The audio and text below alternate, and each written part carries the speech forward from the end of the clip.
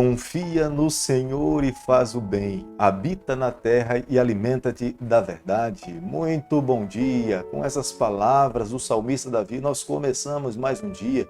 Queremos a cada dia fortalecer a nossa amizade, a nossa confiança com o Senhor. Quanto mais nós estivermos próximo do nosso Deus, mais nós conheceremos e mais nós passaremos a confiar, porque o Deus que nós servimos jamais perdeu uma batalha, o Deus que nós servimos jamais falhou, e é por isso que nós queremos segui-lo, amá-lo, entregar a nossa vida nas suas mãos por inteiro. Quero deixar com você nessa manhã uma parte da palavra do Senhor, do livro de Salmo, capítulo 119, o versículo 83, onde a Bíblia diz o seguinte: já me assemelho a um odre na fumaça, contudo, não me esqueço dos teus decretos. Nós podemos passar por momentos difíceis na vida, podemos passar por tribulação, mas nós jamais devemos nos esquecer das palavras, dos ensinamentos do Senhor. A palavra de Deus é vida, a palavra do Senhor nos molda o nosso coração, a palavra de Deus é luz para o nosso caminho. Por isso que a cada dia, a cada manhã, a cada momento nós precisamos rememorar o que o Senhor deseja e planeja para cada um de nós. Nesse canal, a cada dia, nós estudamos um capítulo da palavra do Senhor. E nessa manhã eu quero convidar você a ter nas mãos a palavra de Deus no livro de Neemias, capítulo 2, o versículo 1. No mês de Nisan, no ano 20º do rei Artaxerxes, uma vez posto o vinho diante dele, eu o tomei para oferecer e lhe dei. Ora, eu nunca antes estivera triste diante dele. Neemias era um homem de Deus. Neemias tinha uma postura alegre. Neemias era um servo dedicado no seu trabalho. Neemias não era de servir o rei com um semblante fechado ou tristonho. Pelo contrário, nós podemos ver claramente no versículo 1 que os momentos em que Neemias estava trabalhando, ele o fazia com amor. Ele o fazia de coração, com alegria. E os momentos que ele tinha de servir o rei, isso satisfazia o seu coração. Mas conhecedor dos problemas que o seu povo estava passando, Neemias jamais conseguiria manter o semblante de felicidade, tendo plena consciência que os seus irmãos que estavam em Jerusalém não estavam vivendo uma vida feliz. E é nesse momento que o rei Artaxerxes nota o seu sofrimento e pergunta para ele qual a razão da sua tristeza. Embora Neemias fosse um copeiro, um administrador, um governador, um construtor, Neemias era um homem de Deus, tinha uma vida ilibada ao Senhor, consagrada, santificada para Deus. A sua dedicação a Deus era tão grande e tamanha que nós podemos comparar a vida do sacerdote Esdras. Neemias começa a sua história como sendo copeiro do rei Artaxerxes, mas logo depois, em seguida, ele dá continuidade no seu trabalho, no seu ministério, reconstruindo os muros de Jerusalém. Esdras era um sacerdote, estudioso da Bíblia, conhecedor da palavra de Deus. Neemias era construtor, empreiteiro, governador. E ele trabalhava com argamassas, colocando tijolos sobre os muros. Embora Esdras seja sacerdote e Neemias seja construtor, funções diferentes, mas diante de Deus ambos possuem o mesmo valor. Nenhum tem mais valor diante de Deus do que o outro. Para Deus a distinção não está nas funções, mas numa entrega por completo. Portanto, Esdras e Neemias para o Senhor tinham o mesmo valor. Como nós podemos fazer a leitura no versículo 2, diante da pergunta do rei, por que ele estava cabisbaixo, ele sabia do risco que ele estava correndo. Desfrutar do palácio era um momento alegre. Aqueles que se apresentavam diante do rei deveriam ter um semblante feliz. Nenhuma pessoa com um semblante fechado, triste ou moribunda poderia se apresentar diante do rei. Ele poderia a qualquer momento ser lançado no calabouço e excluso de mais uma vez voltar a estar na presença do rei. Se ele tinha no coração um pedido para fazer ao rei, nesse momento agora, a sua tristeza era mais um obstáculo. Mas Neemias, sabiamente, diante da pergunta do rei Artaxerxes, ele leva o rei a pensar a respeito dos seus antepassados. E ele declara para o rei Artaxerxes dizendo que o sepulcro dos seus antepassados estavam jogados ao léu. Como é que ele poderia ficar tranquilo e estar em paz, sabedor de que os seus antepassados, os seus túmulos, estavam sendo violados? Para os persas, os túmulos era algo sagrado. jamais deveria ser violado depois de estar lacrado. Com essa declaração, Neemias começa a mexer no sentimento do rei, no passado do rei Artaxerxes, e é o momento que Deus trabalha no coração do rei Artaxerxes e lhe dá a oportunidade para que ele possa ir a Jerusalém, cuidar dos seus patrícios e levantar os muros da cidade. Neemias capítulo 2, o versículo 4, a Bíblia diz o seguinte: Disse-me o rei: O que me pedes agora? Então orei ao Deus dos céus. E aquele momento silencioso em que Neemias, diante do rei, ora a Deus com os seus olhos abertos, pedindo a Deus que ele possa intervir naquele pedido. Ele sabia da importância que teria se ele tivesse liberdade para ir a Jerusalém. Ele não apenas estaria vendo seus irmãos e amigos, mas ele também estaria contribuindo para a reconstrução do muro e da vida espiritual do povo do Senhor. O livro de Neemias menciona pelo menos 8 vezes que Neemias orou a Deus, clamando a Deus a proteção do Senhor sobre a sua vida e sobre o seu povo. Neemias era um homem de oração. Ele não apenas orava em ocasiões de grande importância, mas Neemias o dia inteiro ele tirava momentos para orar ao Senhor. Mesmo caminhando nas avenidas de Jerusalém ou em Babilônia, ele tinha o pensamento voltado para Deus. É que o apóstolo Paulo nos aconselha nos dias em que nós estamos vivendo. Ele fala: orai sem cessar. Neemias era um homem de oração. Quanto mais ele orava a Deus, mais ele demonstrava a fé no braço do Onipotente e mais Deus tinha oportunidade para agir sobre a sua vida e os seus problemas. Acredito que nos dias em que nós estamos vivendo também nós precisamos tomar o mesmo modelo.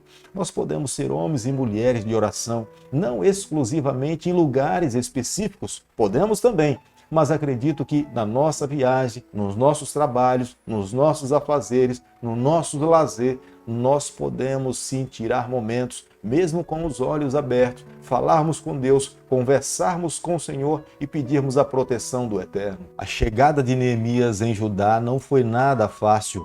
Viajou em torno de 1.500 quilômetros, uma viagem que durou aproximadamente 3 meses a 4 meses. E quando ele chega em Judá, ele encontra oposição. Os povos que estavam ao redor do território de Judá e da cidade de Jerusalém, eles não queriam que os muros de Jerusalém fossem reconstruídos, porque eles já tinham conhecimento dessa cidade no passado. Era um povo forte, era um povo abençoado por Deus. O Deus de Israel já tinha se manifestado em muitas batalhas e eles sabiam que era um Deus forte, um Deus vivo e um Deus que atuava.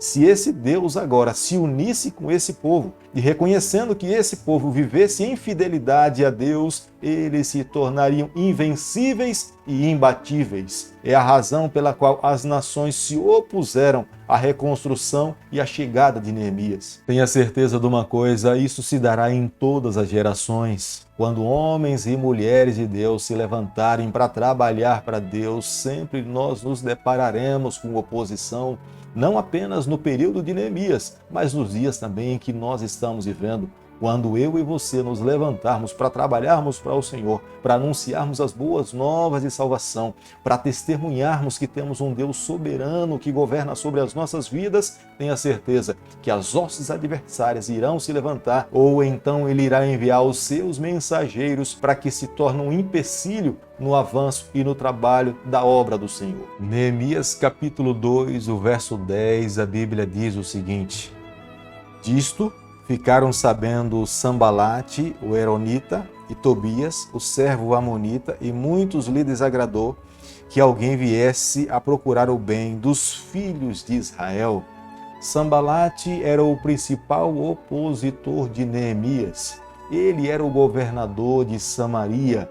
Samaria não tinha o menor interesse que o território de Judá e Jerusalém fosse reconstruído, porque eles sabiam que da linhagem de Davi nasceria o Filho de Deus para resgatar o seu povo dos seus pecados. Satanás não veio diretamente para destruir os planos de Deus, mas ele envia seus mensageiros para que pudesse se opor a essa obra. Tobias provavelmente era um governador da Transjordânia, que estava sob o domínio do governo persa. Acredito que nessa manhã, se nós pararmos para pensar, nós encontraremos muitos desses homens em nossa vida.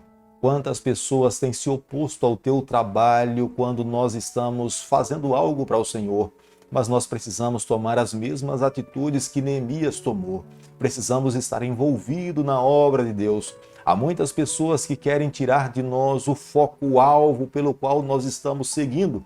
Nós não podemos dar ouvido, nós precisamos manter os nossos olhos no Senhor, seguir fazendo a vontade de Deus, vivendo dessa forma. Tenha certeza que a mão do Eterno, os seus anjos estarão ao nosso lado para nos amparar e nos conceder a vitória. Todo o trabalho, seja ele espiritual, seja ele material, ou a educação, ou familiar, tudo envolve encontrarmos alguém que tome a liderança como Neemias tomou.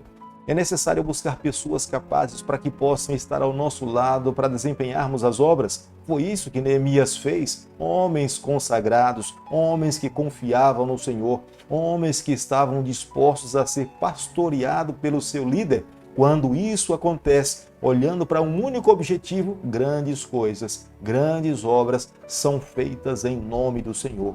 Os muros da cidade de Jerusalém só conseguiram ser recuperados em decorrência dessa postura de líder de Neemias e de outros que se submeteram à sua liderança para que a obra pudesse ser culminada. Quando nos colocamos nas mãos de Deus, nós estamos sob o poder do Espírito Santo. É Ele que guia os nossos pensamentos, é Ele que traz os insights em nossa mente. As ideias que surgem no nosso pensamento é resultado dessa conexão com Deus. Pedimos a Deus, mas quando o seu Espírito se aposta da nossa vida, nós nos tornamos invencíveis para a honra e glória do Senhor. Querido amigo, nessa manhã, ao concluirmos o estudo do capítulo 2 do livro de Neemias, é um livro fantástico, nos ensina muitas lições a respeito de liderança.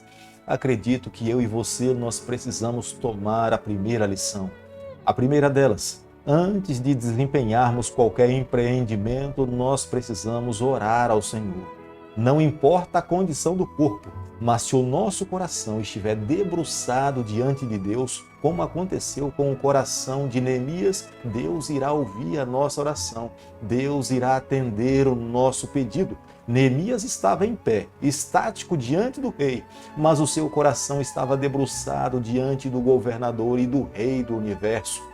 Deus interviu ao seu favor. É a razão pela qual Neemias encontrou sucesso nos seus trabalhos. Problemas, dificuldades, lutas, opositores nós iremos encontrar em todo e qualquer lugar. Mas o livro de Neemias, diante desse líder, nos ensina que nós precisamos continuar marchando, olhando pela fé para as mãos do nosso onipotente Deus. Foi isso que Neemias fez. Se Neemias tivesse desanimado, parado, atendido às pessoas que estavam tentando lhe tirar do alvo, consequentemente ele não teria alcançado os seus objetivos, mas ele continuou trabalhando, incentivando as pessoas e a tempo hábil ele conseguiu reconstruir os muros e alcançar os seus objetivos. Para que tudo isso possa acontecer, é necessário construir um relacionamento sólido com o Senhor. Alguém que tem um relacionamento superficial jamais terá forças para viver nesse patamar. Neemias é uma prova clara que ele estava tão ligado a Deus que diante dos problemas ele sabia quem é que estava ao seu lado para lhe conceder forças.